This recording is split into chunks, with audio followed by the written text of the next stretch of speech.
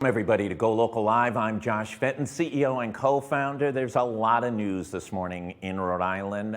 Providence Superintendent Harrison Peters, who we just had on last Friday, is outgoing superintendent in the city of Providence. He'll be leaving the district, and obviously a blow to reform in the city of Providence, and we'll see how that develops. President Joe Biden was in Rhode Island for a quick, brief visit this morning, landing at Quonset, and then jumped in a vehicles to get over to the Coast Guard Academy in New London, where he is the commencement speaker this year. You can catch up on both those issues this morning and a lot more. I want to jump over to Eliza Cohen. She's with Tortolot, one of the leading producers and distributors of produce in the state of Rhode Island, 50 employees, 150 years old. Eliza, thanks so much for joining us. Thanks for having me. So up at the State House, there's a bill. We've had lots of conversations about it, about a tax on sugary beverages. And advocates for it argue that the beverage tax is needed for a couple of things. One, to decrease people buying it, make it more expensive, kind of like a tax on cigarettes is proven. The higher you push up the tax on cigarettes, less people smoke. And secondly, that the revenue from it can be used to go over and help the issue of hunger in the state of Rhode Island. The Rhode Island Food Bank says this is the worst time for hunger in the state of Rhode Island since the Great Depression. Your company, generally, I doubt, is up fighting for new taxes up at the State House. Talk a little bit about why your company's advocating for this legislation. Yeah, so Tortolot, as you said, is a produce distributor. We work with both large and small grocery retailers across the Northeast.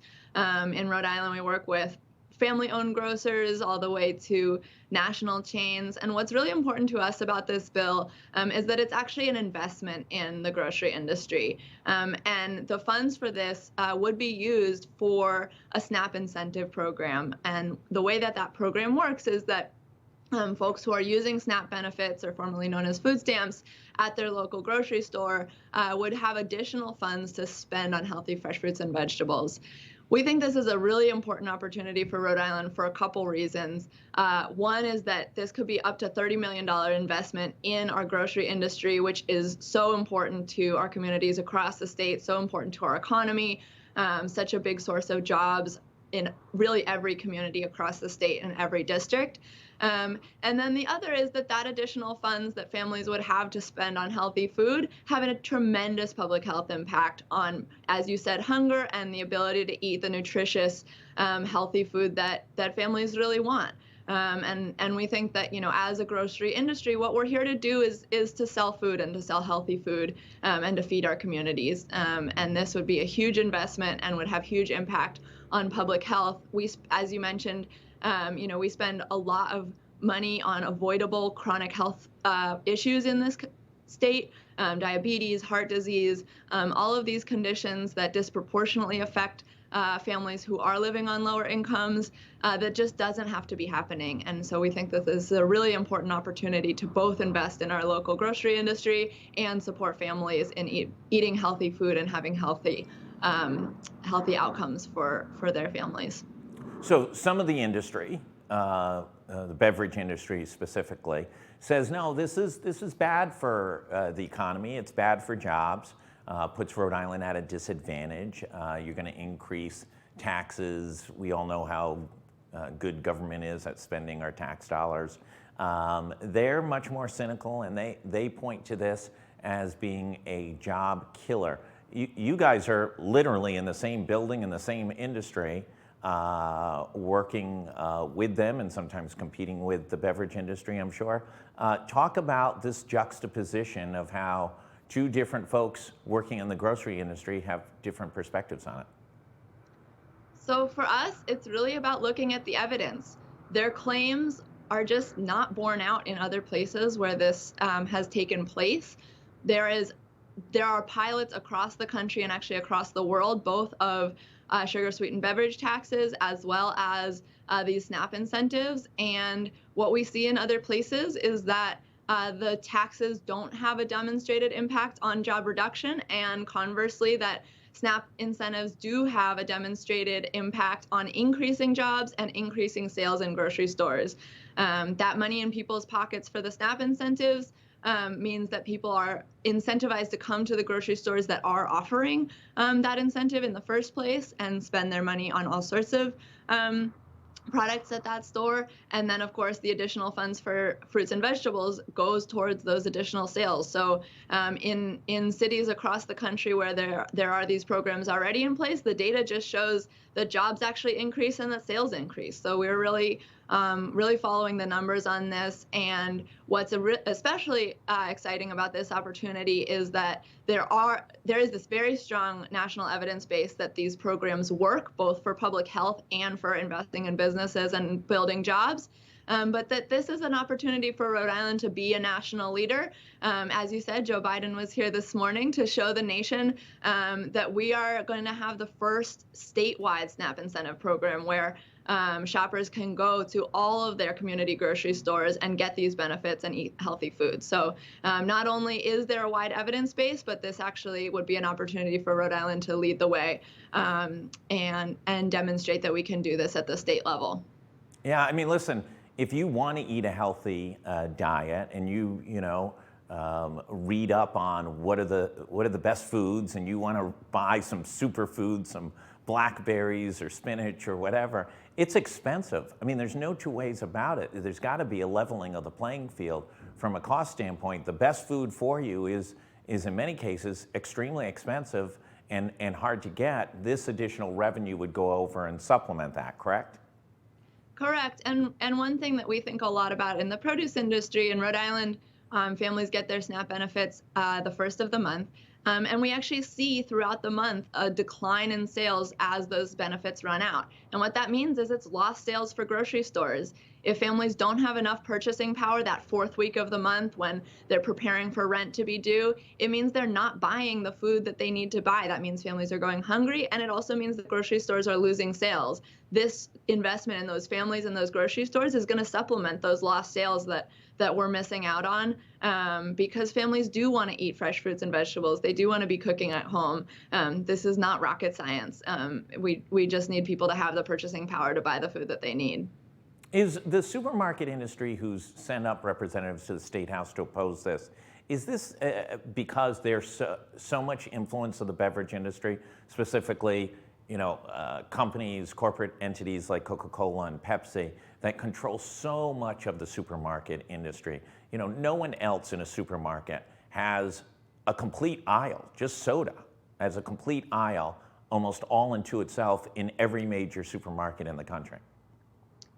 Yeah, absolutely. There's, long ties between, the strategy of the beverage industry. But what we're seeing is, soda sales and kind of the most sugary sweetened drink sales have been declining for a long time. And that industry is scared and is clinging to something that is already declining and shifting over to healthier beverages with less sugar, bottled water, and really, when we think about the heart of a grocery store, the produce department is what people come for. That is what grocery stores really always have prided themselves on. We're here to provide food for people, and this is really, I think, gonna be a support in both helping families and helping grocers really invest in that part of what we're doing here in distributing food to our communities and to our neighbors.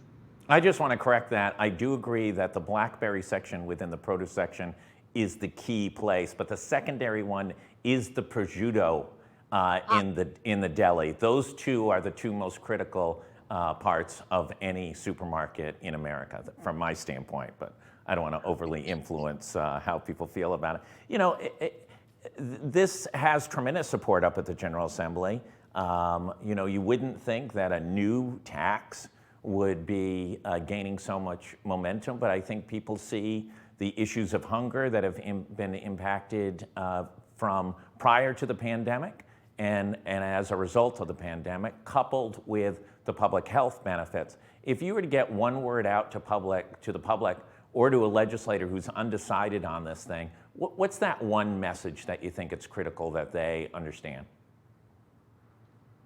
That this is one of the amazing opportunities where we actually get to invest in our communities and in our businesses at the same time. I think it's being framed as a choice between those things because some industry advocates are saying that this will hurt businesses, but that's just not true. It just doesn't bear out. This is an investment in our grocery industry and in our communities to build sales and build jobs in our economy and to make sure that families have enough healthy food to eat. It's kind of a win-win situation. And the fact that, we're being led to believe that it would have these harmful impacts that aren't really substantiated by any data is a real shame, because this is a really big opportunity for our state. And the time to pass it is right now. We need to bring this bill to the floor. As you said, we have widespread legislative support. We have also very widespread popular support amongst voters. And we really urge the Senator Ruggiero and McCaffrey and Representative Shekarki to bring these votes for the floor and let the legislators decide. Let the discussion be had in the State House through the democratic process, because this is an opportunity that's supported both by the public and by our legislature. This is a $30 million investment into our state, and if we lose this opportunity, that's a failure of all of us to make this happen and to be a national leader. And we really have an opportunity to build this program for our communities, for our grocery stores, and lead the way in how to have a public health program that builds the economy. It's really a no-brainer. Eliza Cohen, I want to thank you so much. She's with a 150-year-old Rhode Island produce company, deep in the weeds at groceries and supermarkets across the state. That company is advocating for this tax on sugary beverages. A very interesting bill up at the Rhode Island General Assembly. For everybody else, stay tuned. There is a lot going on. The head of the American Federation of Teachers is here in Rhode Island. Joe Biden was here this morning. Who knew Rhode Island was so popular? And lots of controversies going on. A, up at the State House. B, tied to the Providence school reform. So stay tuned for much, much more. Things are happening here in Rhode Island. We'll have updates. For everybody, if you haven't gotten vaccinated, go get vaccinated.